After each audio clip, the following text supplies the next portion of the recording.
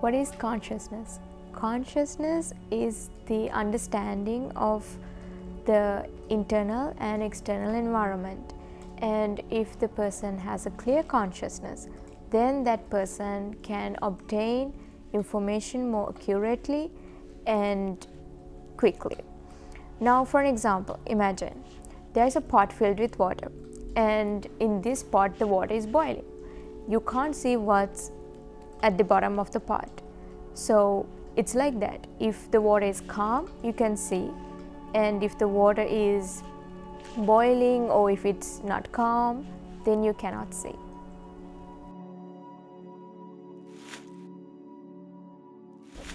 What is life?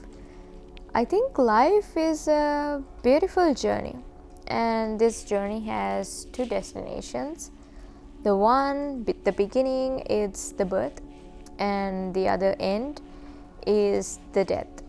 And I think the time that meddles throughout this beautiful road is called life. And as I think of roads, I remember this tea plantation we have in my home country, Sri Lanka. This is located in Nuwara. We have a lot of tea plantations, but this is very famous because this is in the hillside of Sri Lanka, and the hillside has the most delicious tea, and it is packed and important everywhere throughout the world. And life is like these tiny roads that go in between these tea plantations. And I think tea has a little meaning to life, and I also believe that life is always better with tea, and especially with tea from Nuwara. I believe that there is no one meaning of life, and people tend to go after one meaning and they head into various problems. As that saying goes, it's not about the destination, it's about the journey. So in this journey of life, as we go on, how we interact with the people we meet, how we deal with the problems we face, I think among them lies the true meaning of life.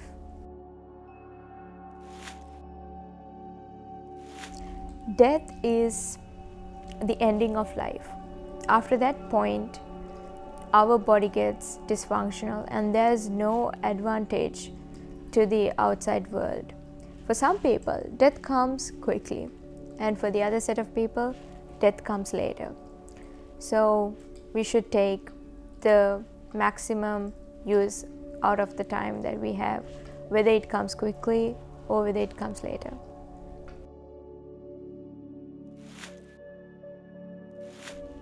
What is infinity? Infinity is just a concept. It is not a component of mathematics. If something is staying at the same state without being changed over an endless period of time, I think that object can be called as infinity. For an example, in my country we have these beautiful beaches. One would be the beach in Bentata. It's a beautiful city in Sri Lanka, and also in another city called Negombo we have a beach. And as I stand in front of this beach and as I look at the horizon, I can never see the end, but there is an end if you go on, but it is so hard to find. And this end can be never changed. Even if I look at the beaches in Bentata and Negombo in another 10 years, the horizon will never be changed and I can never see the end. I think that is an example for infinity, when there is no ending but it is not changed at the same time. It is called infinity.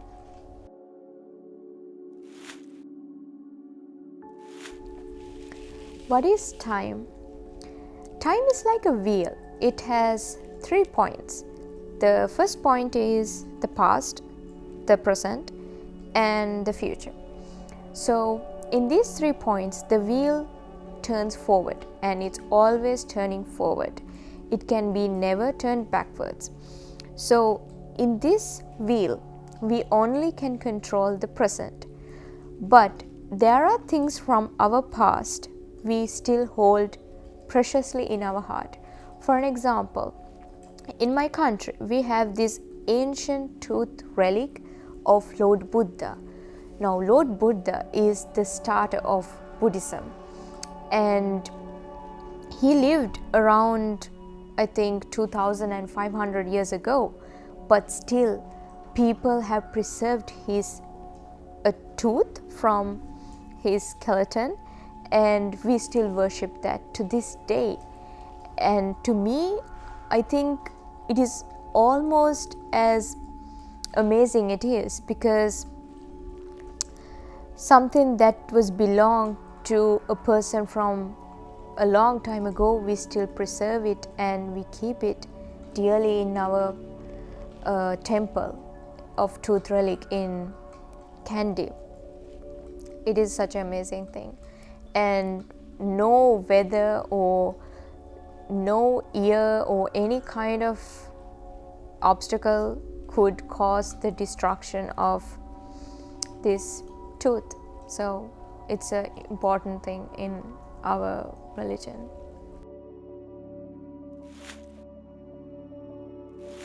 I think it is to contain or preserve all the matters or the energies that occurs within the universe.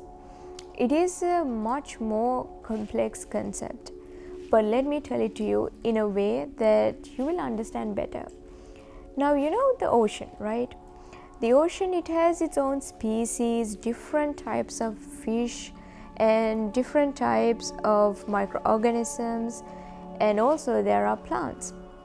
And all these interactions between these species, it can be plants to plants, or it can be fish to fish, it can be anything, but the sea, the ocean, is what withstands all these reactions and all these energies. So the universe is just like that. I think there are few theories to that. The first theory is the scientific theory.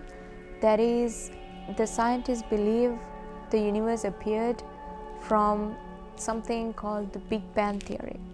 In Big Bang theory, what basically happens is when two stars collapsed and it exploded, and due to this big explosion caused a bigger reaction on the entire universe.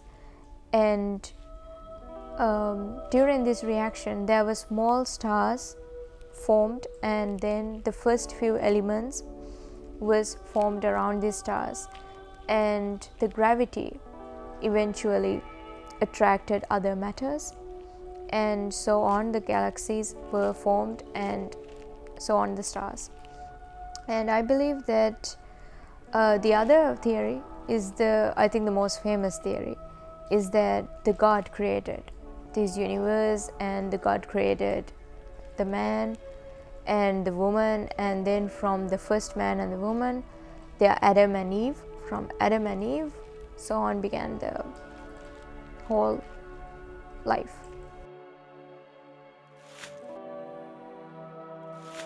What is information? Information means extra knowledge that you can obtain from another person or another thing. Now, you can obtain information in various ways.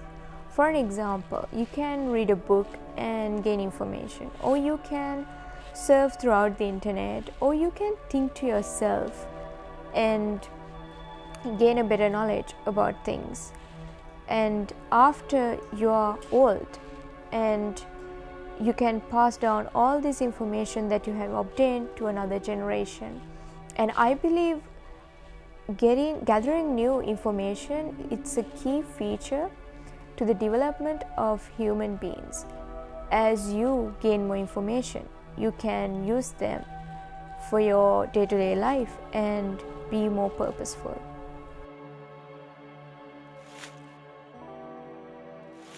Am I afraid? No, I don't think so.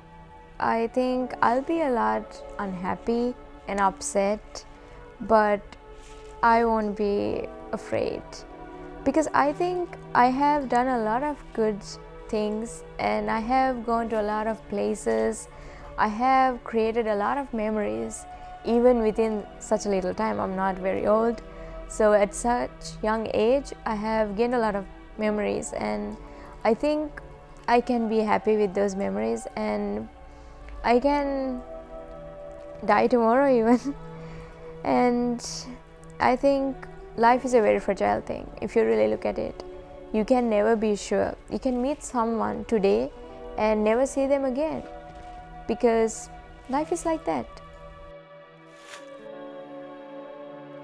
I strongly believe in that. I think we don't just die and then our soul can be destroyed, because in science we learn that life is an energy, and energy cannot be destroyed. It can only be transferred to another energy. So I think after we die, our soul or our energy will be transferred to another energy. It can be, we can be born as an animal, we can be born as a human even. It doesn't matter. But I strongly believe in reincarnation, and also in our religion we believe that reincarnation happens. We believe that this life is a cycle, and after this life we will go into another life carrying all the good deeds or bad deeds we have made so far.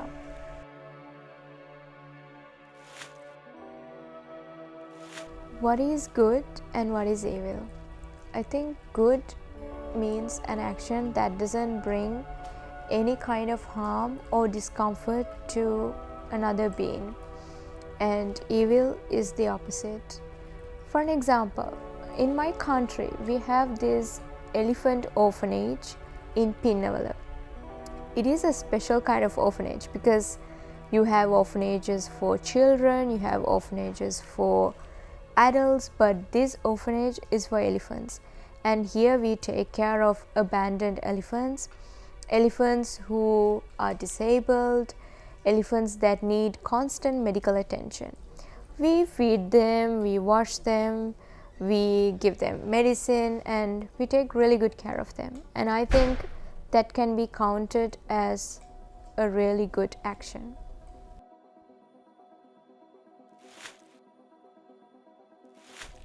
What is heaven and hell?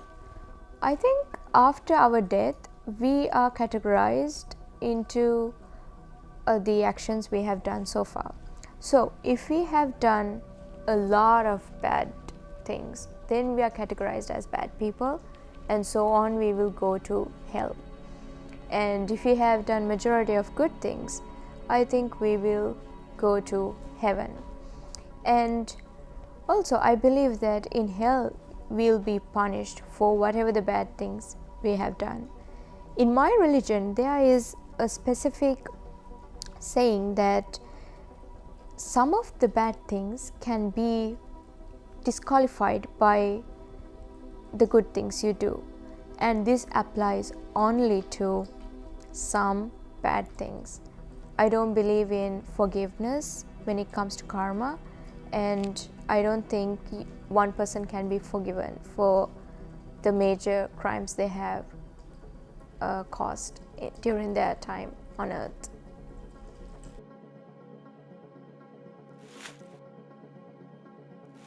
I think the highest point of intelligence one person can obtain is enlightenment, and that's what in our religion we believe Lord Buddha achieved.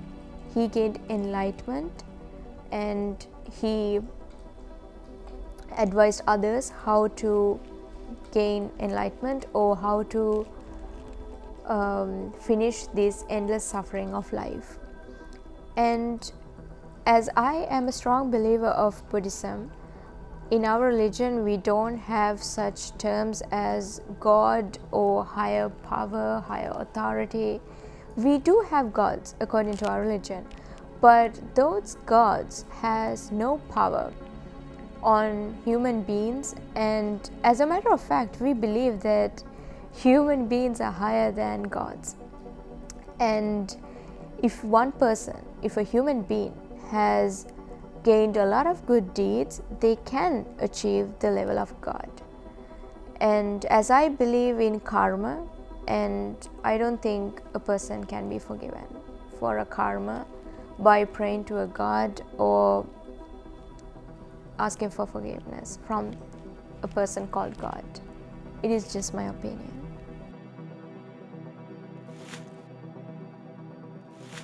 I believe everyone does in this world, because without freedom there would be slavery, and no one is ready for that. So what matters most is that what do you do with your choice? You can kill a person, but are you ready for the consequences you face? And that's what I think where that draws the line, because everyone has the freedom to do anything, but not everyone is ready to face the consequences. I think it's the most divine emotion in this world, because love is such a beautiful thing. I think love is when you can feel another person, and as complex as human beings goes, it's really complicated and it's really hard to feel another person. So if you can share someone's happiness and sorrow, or their health or their sickness, then I think those two people share love. It can be different kind of love. I don't think love has a gender, it has an age limit, it has any kind of limitations. So you can share love with anyone in this world, and that is so beautiful.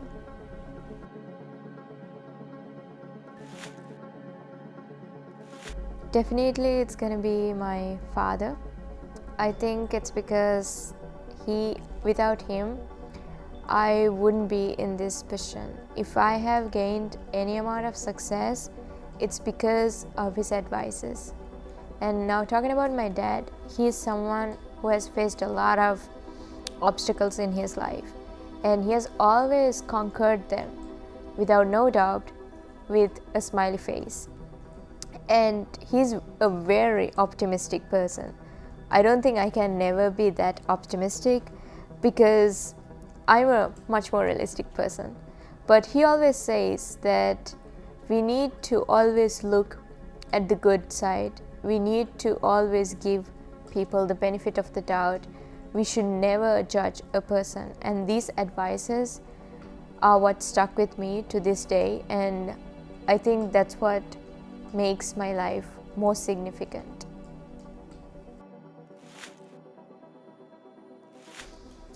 I think it's when Sri Lanka won the World Cup cricket tournament in 1996, and on that match Sri Lanka played against Australia.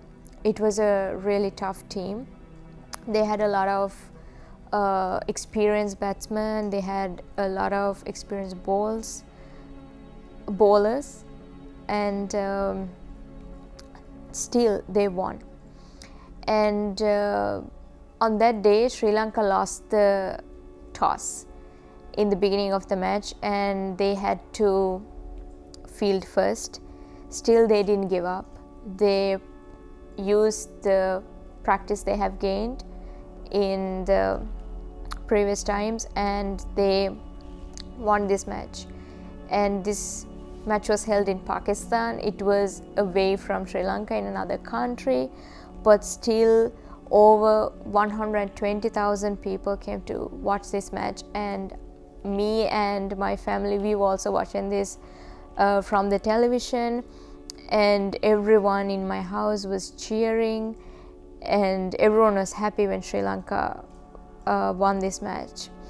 And I think this is a primary memory in my childhood, because As I'm playing cricket right now, I think it played a quite big role in my life, because when I feel demotivated, when I feel like some practices are too hard, too tough, and even when I'm in a match, when I feel like it's too hard, I need to give up, I always remember this positive end of my life, and it has motivated me so far, and I think it's a really good positive event. The most negative event of my life, I think that's when my cat died, because this specific cat was really special to me. And the story behind this cat was, we found him abandoned. He was wounded and abandoned by the previous owners. And when we bought this house, we found the cat, and he was in a really devastated position back then. And we took care of him whenever he was wounded. He was a very fearful cat. He would always get into fights, and he would always get wounded, so we always took care of him. We fed him, and I had a really great time with him. I would play with him from morning to evening. And then when one day I went to school, and I came back, and he was in a really bad state. I thought it was because he was fighting with the other cats, but I didn't take it too much attention, because this is his normal routine, and I think this has happened like millions of times. So I didn't take much attention, but then throughout the night it got worsened, and I woke up suddenly because I heard my cat was screaming in pain, and I was really scared. And I woke my parents up. They took my cat to the vet, but it was too late. And I always believed that if I took much more attention to his condition, I could have saved him. And I would think that is the most terrible thing that has happened in my life. And when I remember about that, I get really sad and upset, as you can see. But yeah, that is the most negative thing that has happened to me so far. Name someone who I would like to ask and answer these eternal questions with. I think it would be MGK, Machine Gun Kelly. He is a famous rapper and a singer and a songwriter. I would choose him because he's my favorite singer. I love to listen to his songs, and I think I would like to hear his share of ideas and opinions. Also, I think his answers would be much more beautiful and meaningful than my answers, because his songs are really great. And I also believe that he has met a lot of people, and he would have a lot of different experiences, so he would definitely have much more meaningful answers to these.